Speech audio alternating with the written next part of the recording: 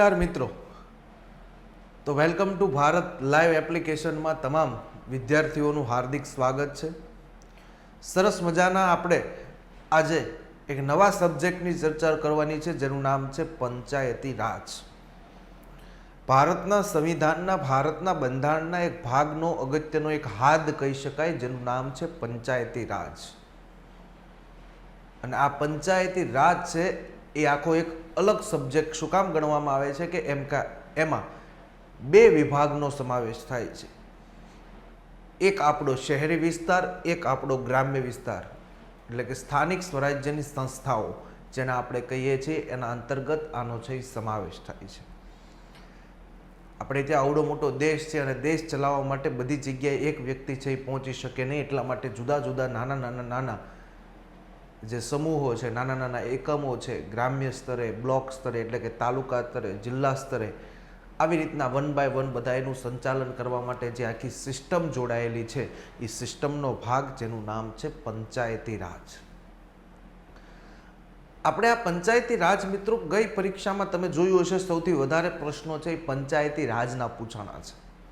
અને આ પંચાયતી રાજના પ્રશ્નો પૂછાવાનું કારણ એટલે છે કે આપણે જ્યાં કામ કરવાનું છે, કદાચ તમે એમ કહેવાય કે ગ્રામ સેવક હોય એટલે કે વિલેજ વર્કર હો, ગ્રામ સેવકને ત્યારે વિલેજ વર્કર તરીકે ઓળખતા, આ ગ્રામ સેવક હો, કદાચ તમે તલાટી કમ મંત્રી એટલે કે પંચાયત મંત્રી હોય તો તમારે કામ કરવાનું છે કે ગ્રામ્ય સ્તરે અને બ્લોક લેવલે એટલે કે તાલુકા સ્તરે, તો તમને આ પંચાયતી રાજ તરીકે ખબર હોવી જોઈએ કે ગ્રામ્ય વિસ્તારમાં ગ્રામ સેવકના પદનું શું વેલ્યુ છે, એના કાર્યો કયા છે, ફરજો કઈ છે, તાલુકા કક્ષાએ તમારે કઈ કામગીરી કરવાની હોય, પંચાયતનું સમયસર બજેટ રજૂ કરવું હોય તો બજેટ રજૂ કરવાની સત્તા કોને હોય, પંચાયતમાં ક્યારેક એમ કહેવાય કે સભા બોલાવી હોય તો એની જવાબદારી કોની હોય, ઉપસરપંચની ચૂંટણી કેવી રીતના થાય, સરપંચની ચૂંટણી કેવી રીતના થાય, ગ્રામ પંચાયત કોને કહેવાય, ગ્રામ સભા કોને કહેવાય, આ બેયની ડેફિનેશનમાં છે એ ફેર છે। ગ્રામ પંચાયત કોને કહેવાય અને ગ્રામ સભા કોને કહેવાય। ગ્રામ પંચાયતમાં ઓછામાં ઓછા કેટલા સભ્યો હોય તો ગ્રામ પંચાયતની સભ્ય સંખ્યા છે એ વધી શકે, સ્ત્રી અનામત છે કેટલું હોવું જોઈએ, SC ST છે કેટલું હોવું જોઈએ, કઈ સમિતિ ફરજિયાત હોવી જોઈએ, કઈ સમિતિમાં કેટલા સભ્યો હોવા જોઈએ। આમ સામાન્ય જેવી રીતના લોકસભા ચલાવવા માટેનું આખો એક ઠરાવ છે, એવી રીતના ગ્રામ પંચાયત ચલાવવા માટે પણ એક ઠરાવ છે। સરપંચની કેટલી સત્તા હોય છે, ઉપસરપંચની કેટલી સત્તા હોય, સભ્યોની કેટલી સત્તા હોય, કોને ક્યાં મૂકી શકે, કોની કોઓપ્ટ સભ્યો તરીકે નિમણૂક કરી શકે, આમ વિશાળ છે આ પંચાયતી રાજ। આપણે આજના લેક્ચરમાં ખાલી જોવાનું છે પંચાયતી રાજનો ઇતિહાસ। પહેલા આપણે શરૂ થાય છે કે પંચાયતી રાજ કેવી રીતના અસ્તિત્વમાં આવ્યું, કેવી રીતના ખબર પડી કે આ પંચાયતી રાજ સિસ્ટમ લાગુ કરવી પડશે, અને જેથી કરીને આજે આપણે આ સરસ મજાની સિસ્ટમથી, નકર આપણને એમ હોય કે એક પાટનગર આપણું હોય, ગાંધીનગર છે પાટનગર, કોઈ પણને કામ હોય તો ગાંધીનગર હાલો, એક સિસ્ટમ હોત તો તમે વિચાર કરો પરિસ્થિતિ કેવી થાત। તમારે આવકનો દાખલો, જાતિનો દાખલો, ડોમિસાઇલ કે XYZ તમારે કઢાવવા છે ડોક્યુમેન્ટને, તમારે પાટનગર જો ગાંધીનગર જવું પડે તો ગુજરાતની 6 કરોડ જનતા છે, જો ગાંધીનગરમાં રોજ ભેગી થાય તો કેટલો માસ થાય, પબ્લિક કેટલી થાય, તમે વિચાર કરો। એટલા માટે આ જિલ્લા લેવલે કેન્દ્રો આપ્યા, એનાથી નીચે તાલુકાને એટીવીટી, આપણો તાલુકો વાઇબ્રન્ટ તાલુકોને સત્તા આપી। હવે તો ગ્રામ પંચાયત લેવલે પણ ધીમે ધીમે છે સત્તા આવી ગઈ। હવે તો સેવા સેતુ ડિજિટલ કાર્યક્રમ પણ છે એ થવા માંડ્યા અને લોકોના પ્રશ્નોનો નિકાલ આવે છે। એટલે આપણે આ સ્થાનિક સ્વરાજ્યની સંસ્થાઓ આવી રીતના કાંઈક છે એ કામ કરે છે મિત્રો। એટલા માટે આજે આપણે ભણવાની છે આ સ્થાનિક સ્વરાજ્યની સંસ્થાઓ કેવી રીતના અસ્તિત્વમાં આવી, એનો ઇતિહાસ। ઇતિહાસ મિત્રો 3 ભાગમાં હશે એનો। પ્રાચીન સમયમાં એટલે કે આપણી વેદકાલીન સંસ્કૃતિ, સિંધુ સભ્યતા, હડપ્પા સભ્યતા, વૈદિક સભ્યતા, મૌર્યકાળ, ગુપ્તકાળ, આ સમયે પંચાયતી રાજની સિસ્ટમ હતી, પરંતુ આપણને ખબર નહોતી, એનો ઇતિહાસ છે। બ્રિટિશ કાલીન ઇતિહાસ છે, એટલે કે બ્રિટિશ જ્યારે ભારતમાં ઈસ્ટ ઇન્ડિયા કંપની 1613માં આવી ગઈ, સુરતમાં સૌ પ્રથમ કોઠી સ્થાપી, ત્યારથી લઈને આઝાદી જ્યાં સુધી આપણને 1947માં આપી ત્યાં સુધી આપણને કેવી રીતના પંચાયતી રાજ એ લોકોએ આપ્યું, કેવી રીતના આપણી પર શાસન કર્યું, કેવા કેવા સુધારા, કેવા કેવા વેરા નાખ્યા, જેની આપણને છે ખબર પડી। અને ત્યાર પછી છે આઝાદી બાદનો પંચાયતી રાજનો ઇતિહાસ, કે ભારતમાં પંચાયતી રાજની શરૂઆત છે રાજસ્થાનના નાગોર જિલ્લાના બગદરી ગામેથી થઈ તો આ પંચાયતી રાજની શરૂઆત થઈ ગયા પછી કેવા સ્તરનું પંચાયતી રાજ આવ્યું, ક્યાં 2 સ્તરનું, ક્યાં 3 સ્તરનું, કેટલા વિષયની સત્તા છે, કેવા સુધારા થયા, કયું કયું છે એ સત્તાઓ છે, આ બધી વસ્તુ આપણે જોવાની છે. એટલે આમ 3 ભાગમાં એનો ઇતિહાસ છે એ આપણે જોવો પડશે. તો શરૂ કરીએ મિત્રો આપણી પંચાયતી રાજ. પંચાયતી રાજ શબ્દનો સૌપ્રથમ તો પહેલાં આપણે અર્થ સમજવો પડશે કે પંચાયતી રાજ તમે કોને કહેશો. પંચાયતી રાજ તમે કોને કહેશો? આમ તમે શબ્દ ગણો તો આ પંચાયતી અને રાજ, આને તમે કંઈક સંધિ છૂટી માનો કે આપણે તમે વિદ્યાર્થી છો અને પરીક્ષામાં કદાચ જો આવો પ્રશ્ન આવે કે વિદ્યાર્થીની સંધિ છૂટી પાડો તો આપણને તરત ખબર પડી જાય વિદ્યા વર્તા અર્થી બરાબર વિદ્યાર્થી, આવી સંધિ છૂટી પાડો. હવે આ પંચાયતી રાજની સંધિ છૂટી પાડવા જાઓ તો પહેલા શબ્દ પકડવો પડે પંચાયત. જો બહુ ધ્યાનથી સાંભળજો, પંચાયત એમાં પંચ વત્તા આયત બરાબર શું થઈ ગયું? પંચાયત. પંચ વત્તા આયત બરાબર શું થઈ ગયું? પંચાયત. આવું પંચાયત. અને એક અલગ જ શબ્દ છે જેનું નામ છે રાજ, એની કોઈ સંધિ છૂટી પાડવી નથી આપણે. પંચ, હવે તમે આ પર્ટિક્યુલર એક એક શબ્દ લ્યો, આ પંચાયતમાંથી તો પંચ અને આયત થઈ ગયું. પંચ એટલે કે 5 માણસો, પંચ એટલે 5 માણસોનો બનેલો સમૂહ એવું પણ આપણે કહી શકીએ. પંચ એટલે 5 સંખ્યા અને આ 5 માણસોનો ભેગા થઈ ગયેલો બનેલો માણસોનો સમૂહ એટલે 5. અને આયત એટલે શું થયું? રહેઠાણ, આવાસ, ગૃહ, જેને આપણે કહી શકીએ આયત એટલે રહેઠાણ, આવાસ, ગૃહ. તો આ પંચાયત શબ્દનો આમ મિત્રો એવું થાય કે પંચ વત્તા આયત એટલે કે પંચાયત, એમાં પંચ એટલે 5 અને આ 5 ડાહ્યા માણસો કે પંચ ત્યાં પરમેશ્વર. આપણી જો જૂની પણ આ કહેવત છે, પંચ ત્યાં પરમેશ્વર. એટલે કે આ 5 ડાહ્યા માણસોના બનેલા સમૂહ દ્વારા જ્યાં રહેઠાણમાં, જ્યાં આવાસમાં વસવાટ કરતા હોય અને આ વસવાટ કરતા વ્યક્તિ ઉપર રાજ એટલે કે શાસન કરતો જે રાજા હોય, શાસન કરતો જે વ્યક્તિ હોય એને આપણે છે એ શાસન કરતા કે રાજા કહી શકીએ. તો આ ડેફિનેશન તમારી એવી થઈ ગઈ કે 5 માણસોના બનેલા સમૂહ જ્યાં રહેતો હોય, આ રહેતા કરતા વહેતાળ કરતા આવાસમાં, આવાસની ઉપર જે માણસ શાસન કરતો હોય એટલે કે રાજ, જેને આપણે અહીંયા શબ્દ લીધો છે, તો આ ડેફિનેશન થઈ ગઈ પંચાયતી રાજ. કે 5 માણસોના બનેલા સમૂહ ઉપર એક શાસન કરનારો વ્યક્તિ છે જેને આપણે છે એ રાજ કહી શકીએ. તો આનું નામ કહેવાય પંચાયતી રાજ. તો આ પંચાયતી રાજની ડેફિનેશન કંઈક આવી થાય. પંચ એટલે 5, આયત એટલે રહેઠાણ અને રાજ એટલે કે શાસન કરનાર વ્યક્તિ.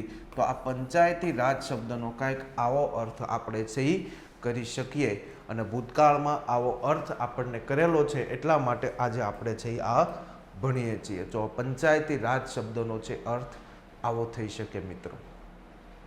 પ્રાચીન સમયમાં પણ આ સિસ્ટમ હતી. ગંગા અને જમના નદીના તટ પ્રદેશમાં પૃથુ નામના રાજાએ આ સિસ્ટમ લાગુ કરી હતી. મહાભારતમાં પણ ક્યાંક આવી સિસ્ટમ હતી. વાલ્મીકી દ્વારા રચિત રામાયણમાં ક્યાંક આનો છે અલગ શબ્દ વપરાયેલો છે. ગ્રીક મુસાફર છે એણે પણ કંઈક અલગ શબ્દ કીધેલા છે. મનુસ્મૃતિ વિશ્વનું પ્રથમ કાયદાનું પુસ્તક. પ્રશ્ન આપણને ખબર હોવો જોઈએ, જીકેનો પ્રશ્ન થાય કે વિશ્વનું પ્રથમ કાયદાનું પુસ્તક એટલે કયું? તો કે મનુસ્મૃતિ. આમાં પણ કંઈક પંચાયતી રાજના છે આપણને અવશેષો જોવા મળે. મહાભારત લઈ લો, 1,00,000 શ્લોક છે મહાભારતના, એમાં પણ અલગ અલગ છે. શાંતિ પર્વમાં કંઈક પંચાયતી રાજ માટે અલગ છે, સભા પર્વમાં કંઈક અલગ કીધું છે, ભીષ્મ પર્વમાં પણ કંઈક અલગ કીધું છે, રામાયણમાં પણ કંઈક અલગ પદ જનપદ તરીકે ઉલ્લેખ કર્યો છે, બૌદ્ધ જાતક કથાઓ છે એમાં પણ કંઈક અલગ કહેવામાં આવ્યું છે. આમ આનો ઇતિહાસ બહુ લાંબો છે. જે આ પ્રાચીન ઇતિહાસના મૂળ છે એ આપણે આગળ છે જોવાના છે. પરંતુ હવે તમને પંચાયતી રાજની ડેફિનેશન કે પંચાયતી રાજ શબ્દનો અર્થ ખબર પડી જવો જોઈએ કે 5 ડાયા માણસોના બનેલાનો સમૂહ છે, જ્યાં આવાસ કે રહેઠાણમાં ક્યાંક ગૃહ છે એ રહેતું હોય, એના ઉપર શાસન ચલાવનાર વ્યક્તિની જરૂર પડે તો એ રાજ એટલે કે એને કહેવામાં આવે છે પંચાયતી રાજ. અને ખાલી પંચાયત જો તમારે કેવું હોય તો ગામના પસંદ કરેલા માણસો એકઠા થઈને જે વહીવટ કરે એને ખાલી કહેવામાં આવે છે પંચાયત કહેવામાં આવશે. અને આ 5 વ્યક્તિઓના સમૂહના કારણે પંચાયત શબ્દ આવ્યો હશે એવું માનવામાં આવે છે. 5 વ્યક્તિઓના સમૂહના કારણે પંચાયત શબ્દ અસ્તિત્વમાં આવ્યો હશે એવું કહેવામાં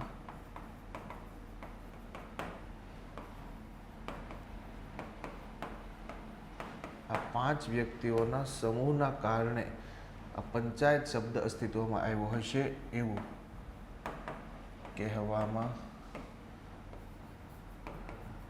આવે છે. ઓકે,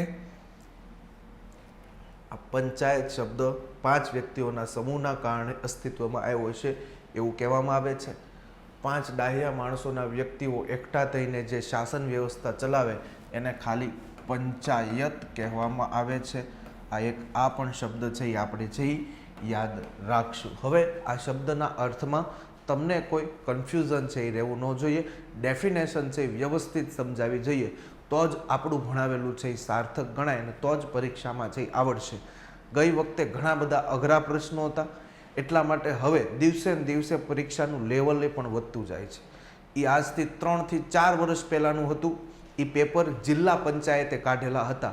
હવે પંચાયત સેવા બોર્ડ કાઢશે, એટલે કે ગાંધીનગરનું GPSSB ગુજરાત પંચાયત સેવા બોર્ડ એક્ઝામના પેપર કાઢશે, એટલે એનું લેવલ પણ વધી જશે, એની પેટર્ન પણ અલગ થઈ જશે, એટલે પ્રશ્નો છે એ હાર્ડ આવી શકે એવી સંભાવના આપણને છે ખરી.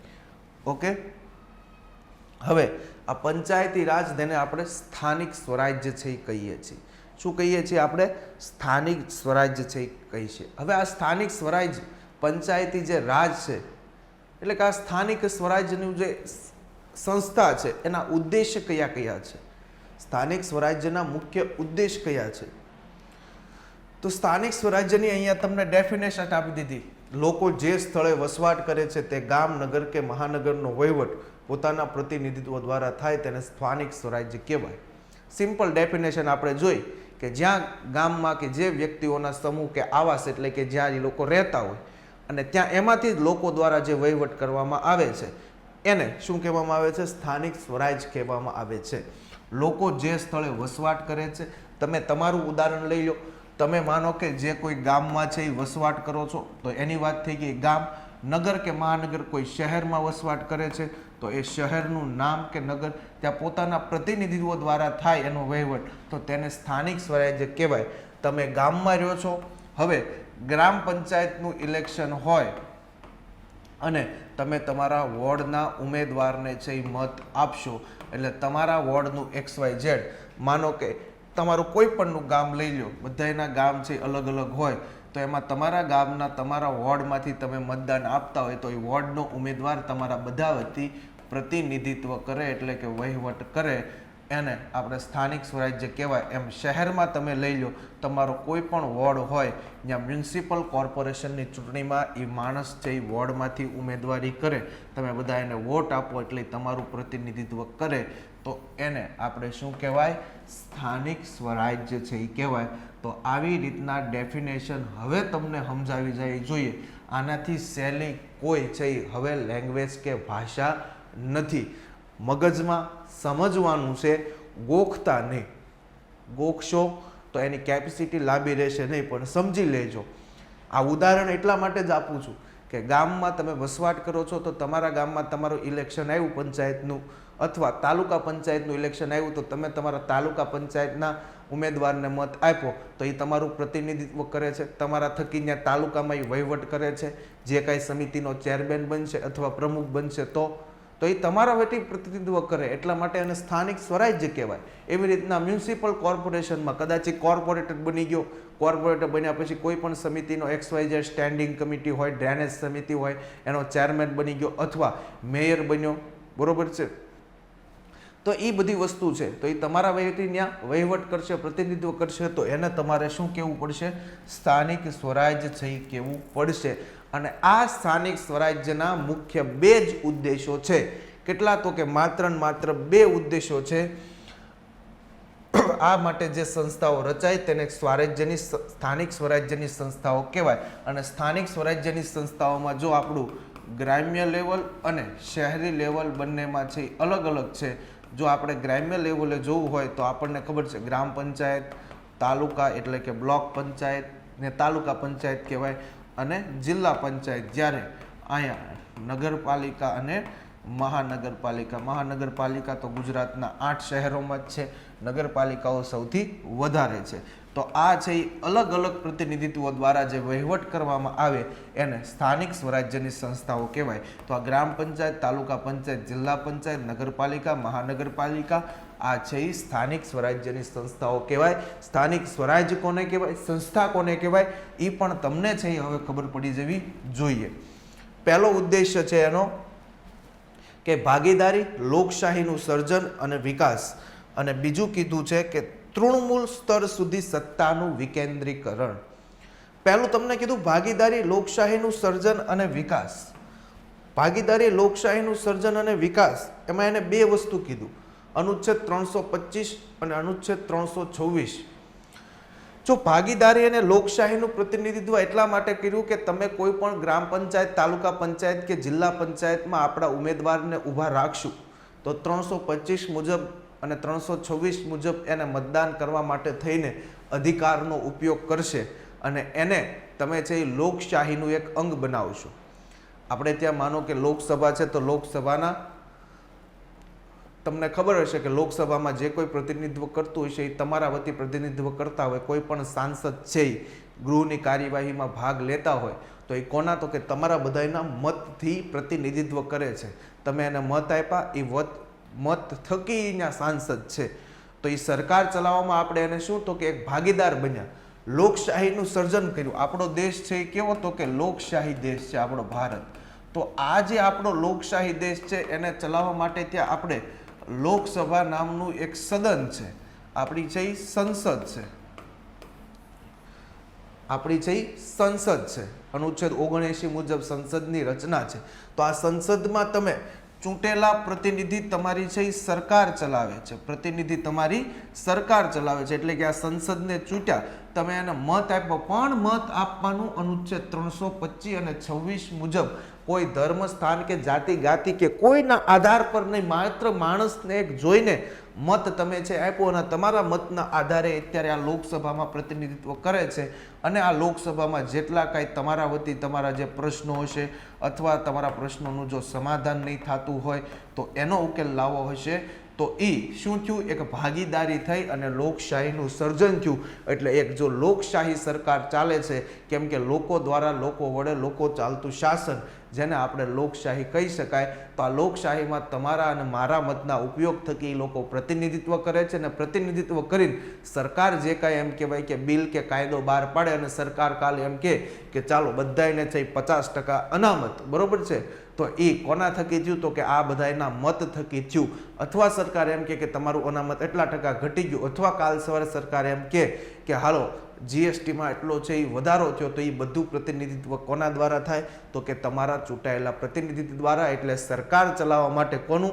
તો કે ભાગીદારી અને લોકશાહીનું સર્જન કરવું હોય તો જ આ સરકાર છે એ ટકી રહેશે. એવી રીતના આ કેન્દ્ર સરકારની વાત થઈ ગઈ. એવી જ તમે રાજ્ય સરકાર જોઈ શકો. રાજ્ય સરકાર એટલે કે આપણું વિધાનસભા. આ વિધાનસભામાં આપણે ચૂંટ્યા કેટલા? 182 ધારાસભ્યો છૂટ્યા. બધાય આપણે છે મત આપ્યો, આપણા વિસ્તારના ધારાસભ્યો અહીંયા પ્રતિનિધિત્વ કરે છે, કોઈ પણ પાર્ટીના છે એના વિશે કોઈ પણ આપણે છે નહીં. આપણી વિધાનસભા છે, રાજ્ય સરકાર છે. આ વિધાનસભામાં 182 ધારાસભ્યો છે. આ 182 જે ધારાસભ્યો છે એ તમારા પ્રતિનિધિત્વથી, તમારા મતથી અહીંયા છે જીતીને આવ્યા છે અને અહીંયા છે એ લોકો મેમ્બર ઓફ લેજિસ્લેટિવ એસેમ્બલીમાં છે એ બેસે છે. અને અહીંયા જે કોઈ બિલ પસાર થશે અથવા એમ કહેવાય કે કોઈ કાયદો, માનો કે આ લવ જેહાદનું બિલ પસાર થાય તો એમાં આ લોકોનો મતદાન હશે, આ લોકોનો સપોર્ટ હશે. તો આ બધાની મદદથી એક ભાગીદારીનું, લોકશાહીનું સર્જન એમાં સરકાર અને આ બધાના લોકોનો ફાળો છે. તો મુખ્ય ઉદ્દેશ્ય પહેલો એનો છે.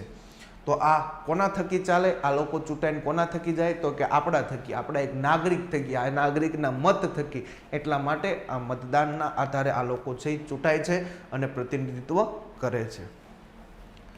બીજું કીધું છે સ્થાનિક સ્વરાજ્યનો ઉદ્દેશ કે તૃણમૂલ સ્તર સુધી સત્તાનું વિકેન્દ્રીકરણ કરવું. તૃણ એટલે શું થાય? ઘાસ. આમ ગણો ને, જો તૃણમૂલ નથી, મમતા દીદીનો, પશ્ચિમ બંગાળમાં મમતા દીદીના પક્ષનું નામ શું છે? તો કે તૃણમૂલ કોંગ્રેસ. પરંતુ આપણે તૃ સાથે ર બોલાય અને ઓલામાં ર ન બોલાય, ઓલામાં તૃણમૂલ બોલાય, આ તૃણમૂલ. એટલે આપણું તૃણમૂલ એટલે કે આપણું છે તૃણ એટલે તે ઘાસ થયું. એટલે કે ઘાસ હોય. તૃણમૂલ સ્તર સુધી સત્તાનું વિકેન્દ્રીકરણ એટલે કે આ ઘાસના મૂળ સુધી સત્તાનું વિકેન્દ્રીકરણ.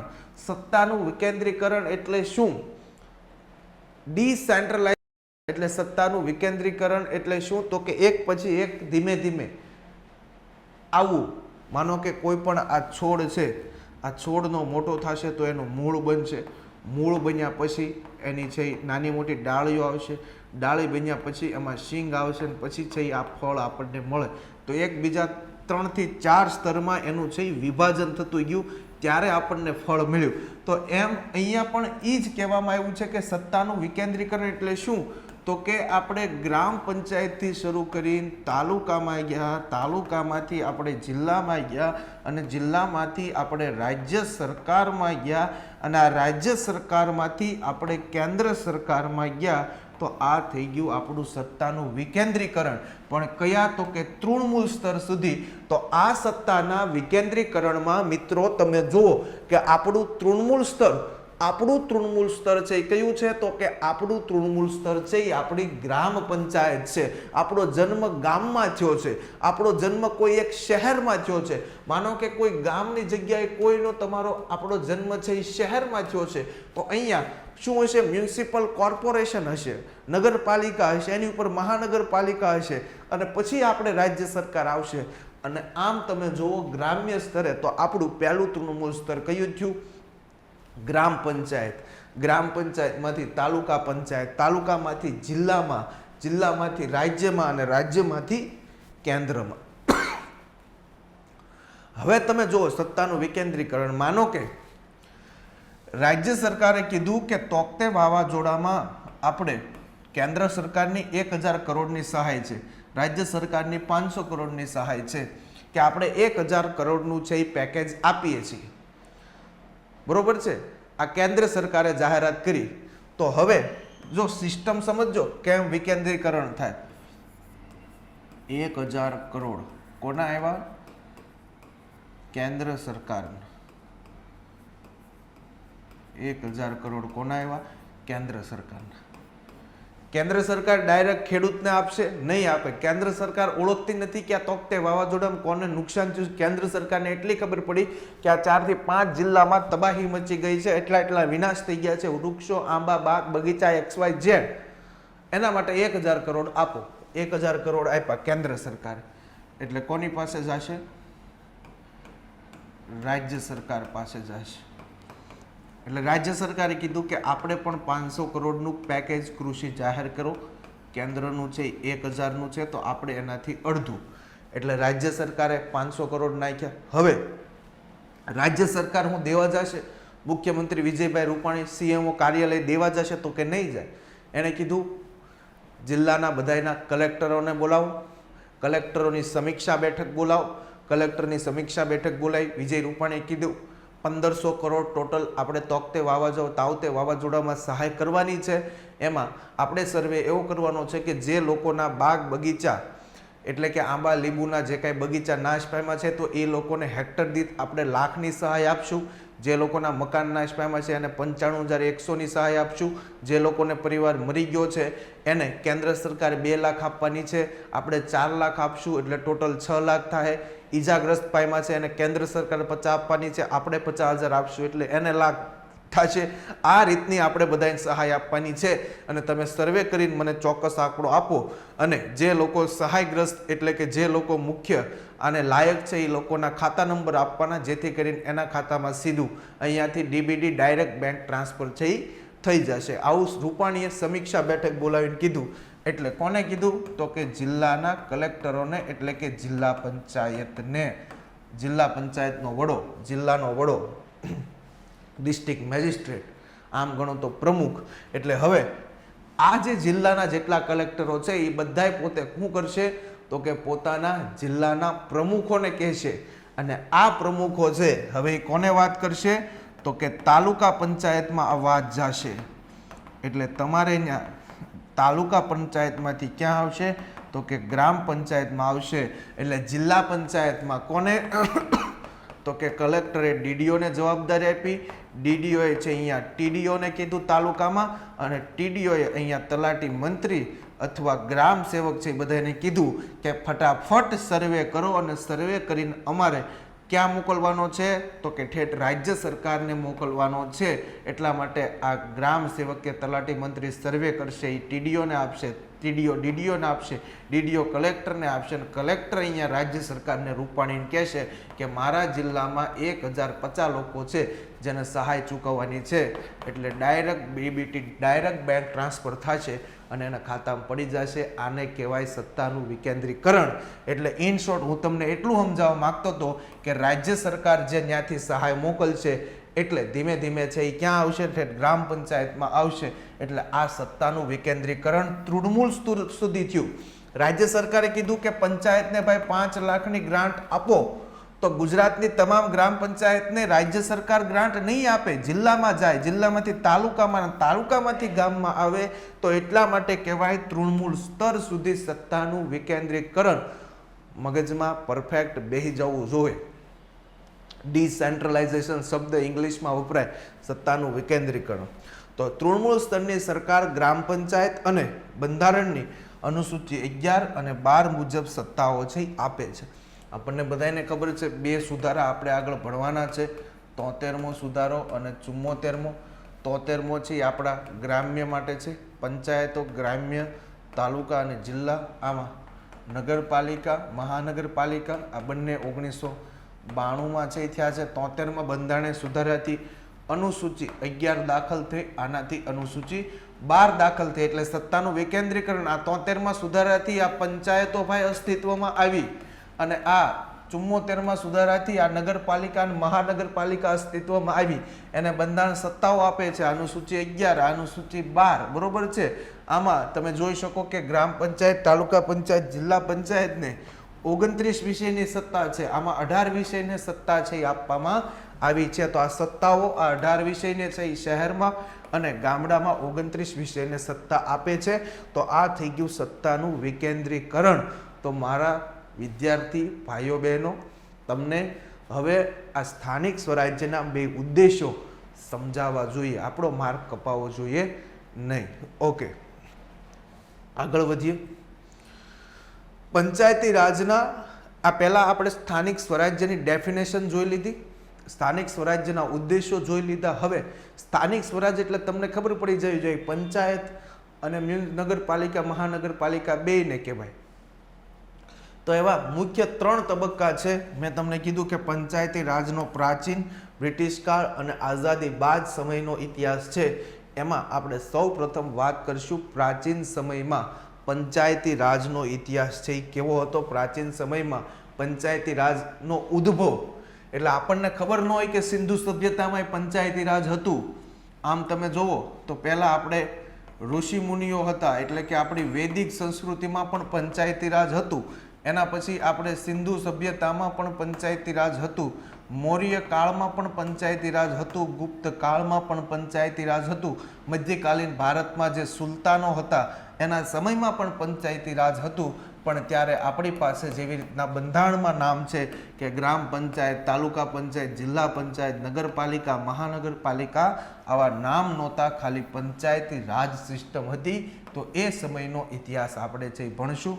બ્રિટિશ કાળમાં જે કાંઈ એ લોકોએ મ્યુનિસિપલ કોર્પોરેશન ત્યારે સ્થાપી, તો ત્યારથી જ નગરપાલિકા અને મહાનગરપાલિકા અસ્તિત્વમાં આવી ગઈ હતી. તો એ સમયનો ઇતિહાસ આપણે જોઈશું. ને આઝાદી બાદ આપણે જ્યારે સૌ પ્રથમ રાજસ્થાનના નાગોર જિલ્લાના બગદરી ગામેથી જવાહરલાલ નહેરુ દ્વારા જે પંચાયતી રાજની શરૂઆત થઈ, એમાં કોનો ફાળો છે એની આપણે વાત કરીશું. અને ગુજરાતમાં પંચાયતી રાજ કયા અધિનિયમ દ્વારા છે લગાડ્યું છે એની વાત કરીશું. તો પહેલું પ્રાચીન સમયના ઇતિહાસની વાત કરીએ આપણે. પ્રાચીન સમયનો ઇતિહાસમાં મેં તમને કીધું કે બધી જગ્યાએ આપણને રામાયણ હોય, મહાભારત હોય, બૌદ્ધ જાતક કથાઓ હોય, આવા બધા નાના મોટા પુસ્તકો, મૌર્યકાળ, ગુપ્તકાળ, ચોલ શાસન દરમિયાન બધા એના અલગ અલગ પદ હતા. કોકને ક્યાંક ગ્રામીણી તરીકે ઓળખાતો, પછી જનપદ, એનું સમાહર્તા, આવા બધા શબ્દો છે આમાં આવશે. એની આપણે છે વાત કરીશું. આ બધા નામ હતા, પણ આપણે એને છે કોઈ પણ જાતના છે ઓળખતા નહોતા, એટલા માટે આપણને ખબર નહોતી કે આ પંચાયતી રાજ સિસ્ટમ છે.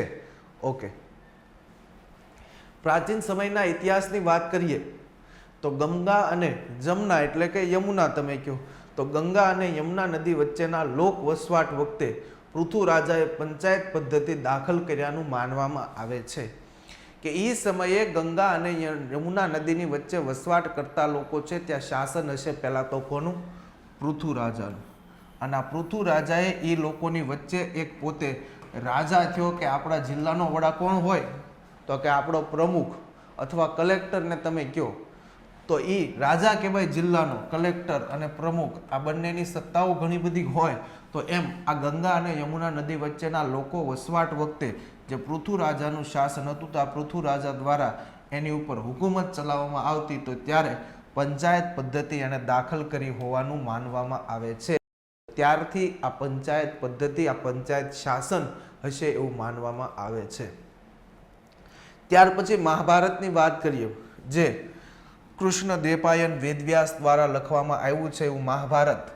તમે કહેતા નહીં વેદવ્યાસ, આપણે બધાએ છે ઓળખીએ જ છીએ મહાભારત, પણ એનું ઓરિજિનલ નામ છે શ્રી કૃષ્ણ દ્વૈપાયન, જે આપણે વેદવ્યાસ તરીકે ઓળખાય.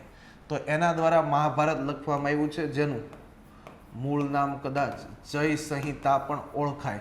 આપણને એમ પૂછે કે જય સંહિતાના કયા પર્વમાં, તો આપણને પાસ ખબર પડી જોઈએ કે આ જય સંહિતા એ જ આપણું છે, આ મહાભારત છે.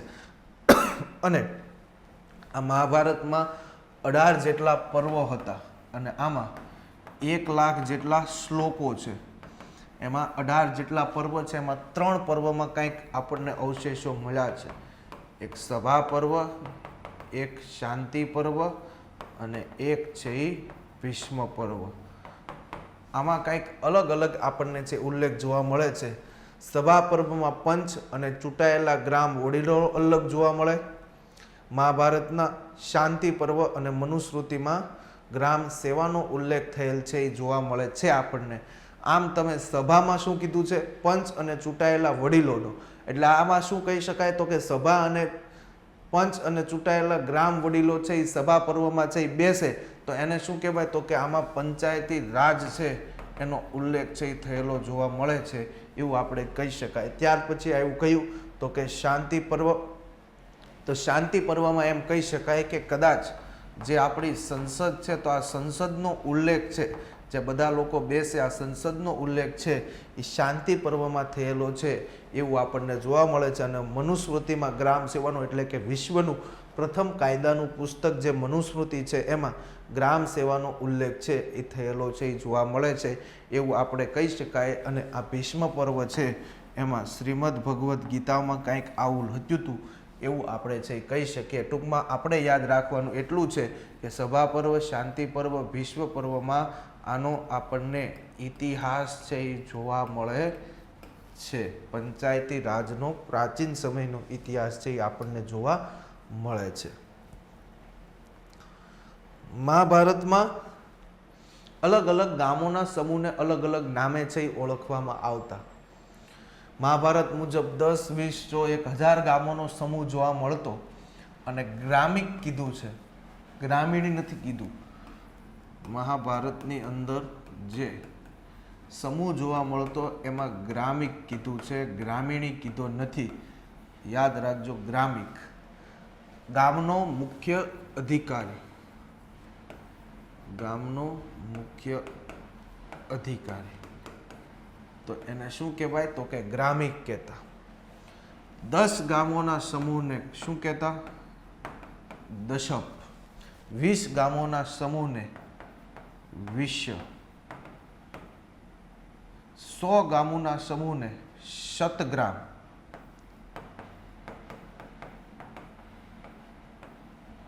100 ગામોના સમૂહને શતગ્રામ. અને ગ્રામપતિ, આ 1000 ગામોના શતગ્રામપતિ એ મુખ્ય છે અધિકારી હતો. ટૂંકમાં ગ્રામ શતગ્રામની વાહે પતિ લાગે એટલે શતગ્રામપતિ એ 1000 ગામોનો મુખ્ય અધિકારી. તો આ મહાભારતના સમયે છે આ ગામોના છે આવી રીતના સમૂહ હતા.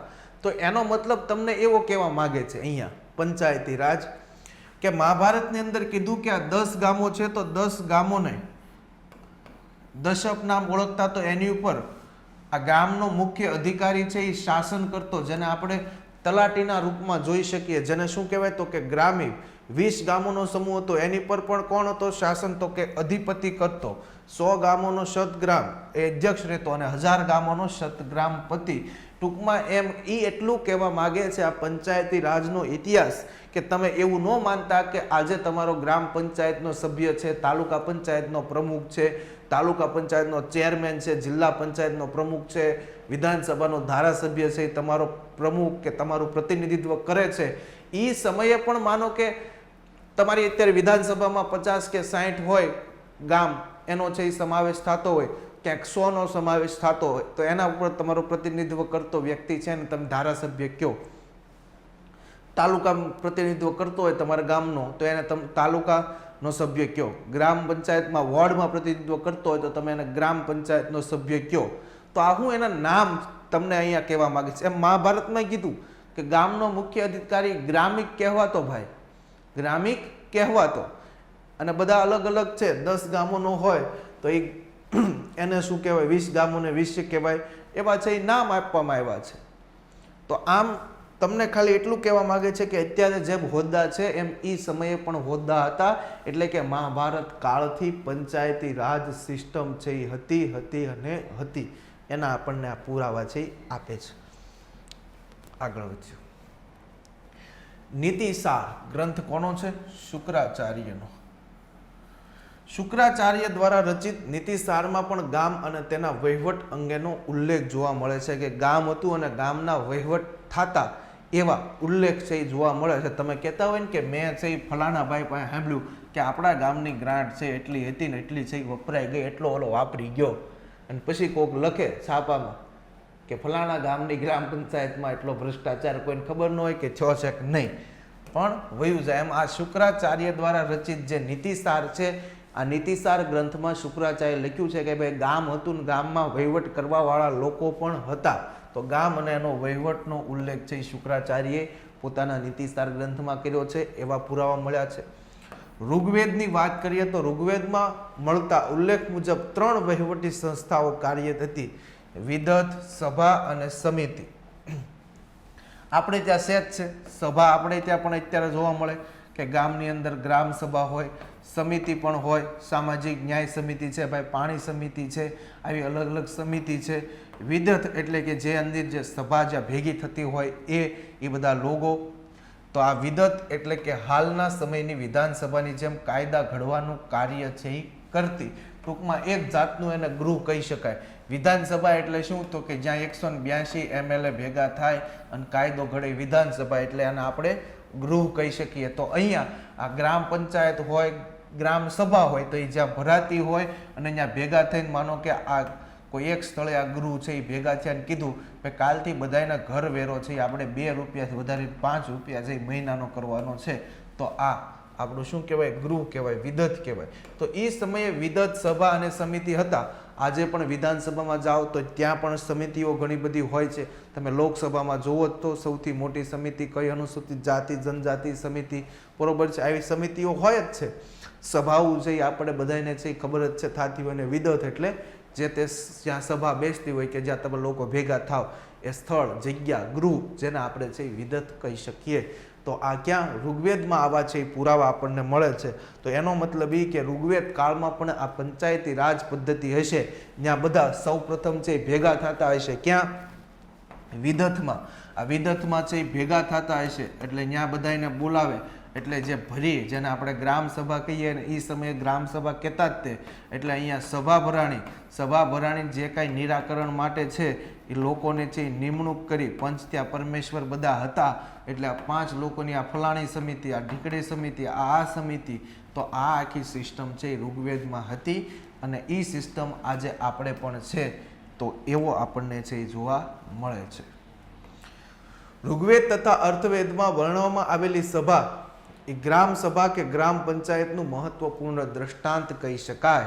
હવે અહીંયા ચોખ્ખું કહી દીધું કે ઋગ્વેદમાં જે તમને સભા કીધી છે, વિદતની સાથે જે તમને સભા કીધી, તો આ સભા એ ગ્રામ સભા જ છે.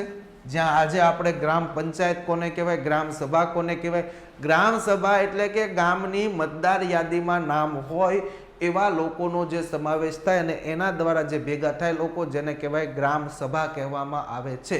તો આ ગ્રામ સભા એ સમયે જે સભા કીધી એ ગ્રામ સભા હતી, મેં તમને કીધું એ મુજબ. અને ગ્રામ પંચાયતનું એ મહત્વપૂર્ણ દ્રષ્ટાંત કહી શકાય. ઋગ્વેદ કાળમાં એટલે કે આ વૈદિક કાળમાં ગામડાનો નિયુક્ત વડો છે ગ્રામીણ કહેવાતો. ઇન શોર્ટ, ગામનો સરપંચ જેને આપણે આજે ઓળખીએ તો એ સમયે ગામનું વહીવટ કરતો સરપંચ ન કહેવાતો પરંતુ ગ્રામીણ કહેવાતો. અને મહાભારતમાં ગ્રામિક કહેવાતો. 2 ઓપ્શન પૂછાઈ જાય, યાદ રાખજો. પહેલા તો હું જ મોડલ પેપરમાં પૂછી લઈશ તમને કે નીચેનામાંથી મહાભારત કાળમાં પંચાયતી રાજમાં ગ્રામનો વડો શું કહેવાતો? તો ગ્રામિક કહેવાતો. અને ઋગ્વેદિક કાળમાં અથવા વૈદિક કાળમાં પંચાયતનો વડો ક્યાં નામે ઓળખાતો? ગામનો વડો તો ગ્રામીણ કહેવાતો. આ 2 વસ્તુમાં ફેર છે, યાદ છે રાખજો. તેનો વાસ્તવિક સંચાલન ગ્રામ સભા હસ્તક હતું. ગામની મતદાર યાદીમાં નામ હોય એવા લોકો ગ્રામ સભામાં એટલે કે એમાં છે જોડાતા. તો વહીવટ સંચાલન એના દ્વારા જ થાય. એ લોકો કે એટલું જ આપણે કરવું પડે. આજ સરપંચ કાંઈ પોતે સ્વતંત્ર નથી કે સરપંચ એમ કે મારે અહીંયા ગામના પૈસા વાપરવા છે, ગામના જ્યાં જ્યાં જરૂરિયાત હોય એ બધી લોકો ભેગા થઈને કે ત્યાં કરવું પડે. મહાભારત પછી રામાયણ. વાલ્મીકિની રચિત જે રામાયણ છે એમાં ગામોના માટે જનપદનો ઉલ્લેખ છે એ જોવા મળે છે. રામાયણમાં ગામ માટે થઈને જનપદ શબ્દનો છે એ પ્રયોગ થયેલો છે એ જોવા મળે છે. બોધક જાત કથાઓમાં પણ ગ્રામ સભાનો છે ઉલ્લેખ થયેલો જોવા મળે છે. એટલે કે બુદ્ધની જે જાતક કથાઓ છે એમાં પણ ગ્રામ સભાનો ઉલ્લેખ છે એ થયેલો જોવા મળે છે. એ સમયે ગામનું મહેસૂલ ઉઘરાવનાર વ્યક્તિને ગ્રામ ભોજકા તરીકે ઓળખવામાં આવતા. ગામનો વડો પૂછે તો ગ્રામીણી, પરંતુ ગામમાં મહેસૂલ ઉઘરાવનાર વ્યક્તિ પૂછે તો એનું નામ હતું ગ્રામ ભોજકા તરીકે છે ઓળખવામાં આવતા. ત્યાર પછી સિંધુ સભ્યતામાં આવો તો સિંધુ સભ્યતામાં તમે મોહેંજો-દડો જોયું હશે. તો મોહેંજો-દડો નગરમાં બધા પ્રમુખો હોય ને, કિસાન પ્રમુખ, ઓલા પ્રમુખ, તો એ આખી જે સભા ભરાતી એમાં પણ આ તંત્ર હોવાનું અસ્તિત્વ છે એવું અહીંયા કહેવામાં આવે છે. કિસાન પ્રમુખની હત્યા કરી નાખવામાં આવે છે. ઓલા પ્રમુખ દ્વારા નથી બનાવવામાં આવતી કે જે લોકો રાજી હોય હાથ બતાવે, ઓલું કરે. આ પિક્ચર જો મોહેંજો-દડો જોયું હોય તો તમને ખબર પડે. તો મોહેંજો-દડો નગર નિયોજન સ્થાનિક સ્વરાજ્યની અસ્તિત્વ હોવાના પુરાવા તેમજ વ્યવસ્થિત પ્રકારનું મ્યુનિસિપલ તંત્ર સૂચવે છે. જો વ્યવસ્થિત, જો કિસાન પ્રમુખ કોને કહેવાય? તો કે જે લોકો કિસાનનો વડો હશે એટલા માટે. કોઈ બીજી કાસ્ટના વડા હશે તો એના માટે પણ ત્યાં અલગ અલગ નામ સૂચવા છે. તો એનો મતલબ એ કે ત્યાં પણ આવી વ્યવસ્થા સિસ્ટમ હશે તો એ છે જ. અને એ આપણને પિક્ચરમાં પણ છે જોવા મળે છે. એટલા માટે આપણે કહી શકીએ કે આ સિંધુ સભ્યતામાં પણ આ સિસ્ટમ હતી, એના આપણના પુરાવા છે મળેલા છે. તેમાં વહીવટ માટે પ્રતિનિધિત્વની સભા થતી અને સભાગૃહનું નિર્માણ પણ થયેલું છે. સભાગૃહ તો બોલાવી જ પડે, બધાયનો છે મત લેવા માટે સભા બોલાવતા. ક્યાં તો કે મોહેન્જો-દડોમાં આ સભા વિશાળ એક મોટા ખંડમાં બોલાવવામાં આવતી, ત્યાં નિર્ણય કરવામાં આવતો કે અને એમાં કહેવામાં આવ્યું કે કાલથી ભાઈ 1 રૂપિયા ફલાણું છે કે 16 વર્ષ આના છે એ કાલથી વધારવામાં આવશે. તો આમાં રાજી હોય પોતાનો હાથ બતાવો, જે નો રાજી હોય પોતે મુઠ્ઠી બતાવો. અને એમાં જે અલગ અલગ પ્રમુખો છે એ ના પાડશે તો એની પાસે હત્યા થઈ જાય. આવી બધી વસ્તુ છે. તો આ સભાગૃહનું નિર્માણ થતું હોય તો જ બધા લોકો ત્યાં ભેગા છે એ થતા હશે. કૌટિલ્ય, જેને આપણે ચાણક્ય કહીએ, જેને આપણે વિષ્ણુગુપ્ત કહીએ, જેને ભારતને આપણો મેક્યોવલી તરીકે ઓળખાય, ભારતનો મેક્યોવલી એટલે કે ચાણક્ય, કૌટિલ્ય, એનો ગ્રંથ છે જેનું નામ છે અર્થશાસ્ત્ર. ચંદ્રગુપ્ત મૌર્યનો ગુરુ કહી શકાય. તેમાં પણ ત્રિસ્તરીય પંચાયતી રાજ વ્યવસ્થાની વાત કરવામાં આવી છે. એટલે ચાણક્ય કોની સાથે? મૌર્ય કાળ સાથે જોડાયેલો હતો, તક્ષશિલા સાથે, વિદ્યાપીઠ સાથે જોડાયેલો હતો. તો એનો આ પરફેક્ટ કહી શકાય કે એના સમયમાં ત્રિસ્તરીય પંચાયતી રાજ વ્યવસ્થાની વાત કરવામાં આવી છે એવું કહેવામાં આવ્યું છે. જે મુજબ એના અર્થશાસ્ત્રમાં શું કીધું છે? જે મુજબ જે રાજ્યનો વડો હોય એને રાજા કીધો. જનપદ જે શબ્દ, રાજા શબ્દ કોના માટે છે? તો કે જે વડો હોય રાજ્યનો એને રાજા કીધો. જનપદ આપણે જોયું કે વાલ્મીકીના રામાયણમાં કીધું જનપદ. તો આ જનપદ અર્થાત શું? તો કે ગામડાનો સમૂહ છે. ગામડાનો સમૂહ છે જેને જનપદ કીધું. તો આ જનપદ છે અર્થાત ગામડાનો સમૂહના વડો કહેવાય. જો આ ગામડાના સમૂહનો પાછો આપણને વડો કે તો આ છે ને શું કહેવાય? સમાહર્તા કહેવાય. યાદ રાખજો, વાલ્મીકીના રામાયણમાં આપણને કીધું છે કે જનપદનો ઉલ્લેખ છે.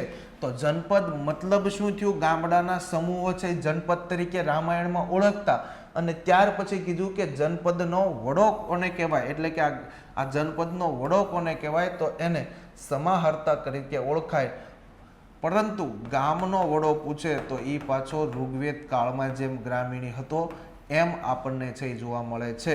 ટૂંકમાં ગામનો વડો ગ્રામીણી, ગામનો સમૂહ થાય, ભેગો થાય, જનપદ બને. અને આ જનપદનો વડો છે જેને આપણે સમાહર્તા તરીકે છે ઓળખીએ છીએ.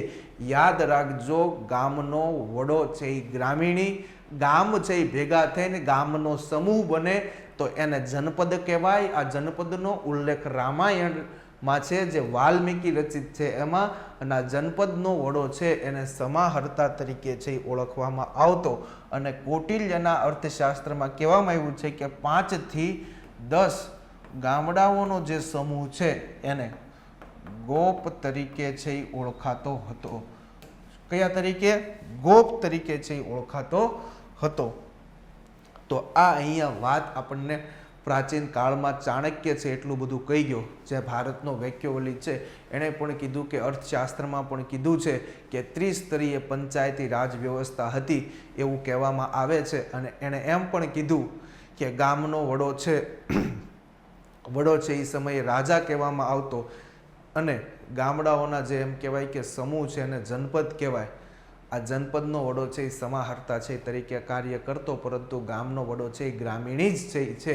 યાદ રાખજો, મહાભારતમાં ગ્રામિક છે, વૈદિક કાળમાં પણ ગ્રામીણ છે, અર્થશાસ્ત્રમાં પણ ગ્રામીણી જ છે. એટલું છે યાદ રાખજો, ભૂલાય નહીં. ફરી વખત વારંવાર રિવીઝ કરાવવાનો મતલબ એ છે કે આપણને પ્રશ્ન પૂછાય તો આપણને છે પૈસા ભર્યા છે તો આપણને આવડવો જોઈએ, નહીતર કોઈ પૈસા ભરવાની વેલ્યુ નથી. મહાભારતનું છે એ ગ્રામિકી કહેવામાં આવતો, વૈદિક સંસ્કૃતિ અથવા ઋગ્વેદ કાળમાં છે એ ગ્રામીણી કહેવામાં આવતો. અને કૌટિલ્યના અર્થશાસ્ત્ર મુજબ પણ ગામનો વડો છે એ ગ્રામીણી છે. તો આ ત્રણેય છે એ ભૂલાય નહીં, યાદ રાખજો. ત્યાર પછી કીધું છે કે ગ્રીક મુસાફર મેગેસ્થનીઝ એટલે આપણને યાદ આવવું જોઈએ કે આ મેગેસ્થનીઝ કોણ હતો? તો કે જ્યારે ચંદ્રગુપ્ત મૌર્ય અને એની સામે સિકંદરનો સેનાપતિ એટલે કે સેલ્યુકસ નિકેટસનું છે યુદ્ધ થાય છે. ચંદ્રગુપ્ત મૌર્ય અને સિકંદરનો સેનાપતિ એટલે કે સેલ્યુકસ નિકેટસનું યુદ્ધ થાય છે. આ યુદ્ધમાં સેલ્યુકસ નિકેટસ હારી જાય છે ચંદ્રગુપ્ત મૌર્ય સામે. ત્યારે એની દીકરી હેલન છે એના લગ્ન કરાવ્યા ચંદ્રગુપ્ત મૌર્ય સાથે. જો આ જીકેના જ પ્રશ્નો છે. સેલ્યુકસ નિકેટસ સાથે કોનું યુદ્ધ થયું હતું? મૌર્ય કાળના ચંદ્રગુપ્તનું. સેલ્યુકસ નિકેટસ જીત્યો તો હાર્યો તો કે હારી ગયો તો. હારી ગયો તો એટલે સંધિ કરી, અને સંધિમાં શું કરવાનું હતું? તો કે સેલ્યુકસ નિકેટસની પુત્રી હેલન છે એના લગ્ન ચંદ્રગુપ્ત મૌર્ય સાથે થયા. તો ચંદ્રગુપ્ત મૌર્યની પત્ની કોણ? તો કે હેલન હતી. અને આ પછી ચંદ્રગુપ્ત મૌર્યના દરબારમાં એણે રાજદૂત તરીકે નિમણૂક કરી હતી. કોની? મેગેસ્થનીઝની. એટલે આ મેગેસ્થનીઝ કોના દરબારમાં? ચંદ્રગુપ્ત મૌર્યના દરબારમાં એનો રાજદૂત હતો. અને આ જ મેગેસ્થનીઝ જેને આપણે ભારતીય ઇતિહાસનો પિતા કહીએ, જેણે ગ્રંથ લખ્યો જેનું નામ છે ઇન્ડિકા. તો મેગેસ્થનીઝે પંચાયતોને પેન્ટાડ તરીકે ઉલ્લેખ કરેલો છે. એટલે આ ગ્રીક મુસાફરે પોતાનો જે ગ્રંથ લખ્યો છે, ગ્રીક મુસાફરે પોતે જે ગ્રંથ લખ્યો છે, આ ગ્રંથમાં એને પંચાયત લખતા નહોતા આવડ્યું, એટલા માટે પંચાયત માટે એને શું લખ્યું? પેન્ટાડ છે એ લખેલું છે. અને આ મૌર્ય કાળની વાત થઈ ગઈ. પછી ગુપ્ત કાળમાં પંચકુળ લિખિત તમને છે એ જોવા મળશે. ગુપ્ત કાળમાં પંચાયત માટે પંચકુળ છે એ ઉલ્લેખ જોવા મળે છે, જે પંચાયત વ્યવસ્થાથી સંબંધિત છે. તો મૌર્ય કાળમાં મેગેસ્થની જે પેન્ટાડ કીધું, ગુપ્ત કાળમાં છે પંચકુળ કીધું. અને ત્યાર પછી દક્ષિણ ભારતના ચોલ રાજવંશના સમયગાળામાં 3 સ્તરનો ઉલ્લેખ જોવા મળ્યો છે, જે આપણે જોઈએ, જે સૌથી વધારે આપણા માટે છે એ મહત્વનો છે. કે દક્ષિણ ભારતના ચોલ વંશના પ્રાચીન સમયમાં પંચાયતી રાજ માટે પ્રાથમિક સ્તર પર સમૂહ હતો, જેને ગામ કહેવામાં આવતું. ગામનો સમૂહ થાય, ભેગો થાય તો એને શું કહેવાય? કોરમ કહેવાય. કોરમનો સમૂહ થાય તો એને શું કહેવાય? વેલનાડુ કહેવાય. વેલનાડુ બધા ભેગા થાય તો એને મંડલમ કહેવાય. મંડલમ બધા ભેગા થાય તો એને પ્રાંત કહેવાય. અને પ્રાંત ભેગા થાય તો એને રાજ્ય કહેવાય. અહીંયા એટલું કહેવા માગે છે કે આ આપણું છે એ ગામ થયું. આ આપણું છે એ ગામ થયું. આ ગામડાનો સમૂહ બન્યો તો એને આપણે તાલુકો કહીએ છીએ. આ તાલુકાનો સમૂહ બન્યો જેને આપણે શું કહીએ છીએ? જિલ્લો કહીએ છીએ. અને આ જિલ્લાનો સમૂહ બન્યો જેને આપણે છે ઝોનમાં છે ઓળખીએ છીએ. કે એટલા છે એને સૌરાષ્ટ્ર કહેવાય, એટલા ઉત્તર ગુજરાતના, એટલા મધ્ય ગુજરાતના, એટલા દક્ષિણ ગુજરાતના. અને આ ઝોન પાછા બધા ભેગા થાય જેને આપણે રાજ્ય તરીકે ઓળખીએ છીએ. આ જ સિસ્ટમ છે એ શેમાં હતી? તો કે ચોલ વંશના શાસનકાળમાં હતી. કે પ્રાથમિક સ્તર પર ગામ હતું. આ ગામોનો સમૂહ છે એને કોરમ કહેતા. કોરમનો સમૂહ છે એને વેલનાડુ કહેતા. વેલનાડુના જે સમૂહો ભેગા થાય એને મંડલમ કહેતા. મંડલમના સમૂહ છે એને પ્રાંત, અને પ્રાંતનો સમૂહ છે એ રાજ્ય છેલ્લે છે ઓળખવામાં આવતું. એમ મેં તમને અહીંયા શીખવાડ્યું છે કે આપણું જે અહીંયા છે એ ગામ છે, આ આપણું છે એ ગામ છે. આપણો ગામનો સમૂહ ભેગો થયો, આપણો ગામનો સમૂહ ભેગો થયો તો આપણો તાલુકો બન્યો, જેને અહીંયા લોકો કોરમ કહે. એટલે કે આપણો ગામડાનો સમૂહ બન્યો એટલે તાલુકો થયો. તાલુકા બધા ભેગા થયા એટલે કે તાલુકાનો સમૂહ થયો, એટલે આપણો અહીંયા છે એ જિલ્લો બન્યો. જિલ્લા બધા ભેગા થયા એટલે અલગ અલગ છે એ ઝોનમાં વહેંચવામાં આવ્યા, એટલે અલગ અલગ પ્રાંતો બન્યા. અને આ પ્રાંતોમાંથી આગળ જતા અલગ અલગ છે આપણે શું બનાવ્યા? રાજ્યો બન્યા. તો આ જ સિસ્ટમ એ સમયે હતી જે આજે આપણને જોવા મળી. તો એનું આ એક ઉત્તમ ઉદાહરણ છે. તો આપણને પૃષ્ઠ પૂછાય કે પ્રાથમિક સ્તરમાં ચોલ શાસન વળમાં ગામને ગામ કહેતા, પરંતુ ગામના સમૂહને છે શું કહેતા? કોરમ. કોરમનો સમૂહ છે એને વેલનાડુ કહેતા. વેલનાડુનો સમૂહ છે એને મંડલમ કહેતા. મંડલમનો સમૂહ છે એને પ્રાંત કહેતા. અને પ્રાંતનો સમૂહ છે એને રાજ્ય કહેતા. આ સિસ્ટમ આપણને છે એના શાસનકાળ દરમિયાન, એટલે કે ચોલ વંશના શાસનકાળ દરમિયાન છે જોવા મળે છે. એવો આપણો આ પંચાયતી રાજનો પ્રાચીન ઇતિહાસ છે મિત્રો, જે આપણે અહીંયા છે પૂરો કરીએ છીએ. જોજો, માત્ર ખાલી પ્રાચીન ઇતિહાસ છે, હજી આ બ્રિટિશ કાળ છે અને ત્યાર પછી આઝાદી બાદ, એમ 3 ભાગમાં આપણે ઇતિહાસ જોઈશું. અને પછી આપણું છે ગ્રામ પંચાયત, ગ્રામ સભા, તાલુકા પંચાયત, જિલ્લા પંચાયત સુધી આપણે છે જવાનું છે.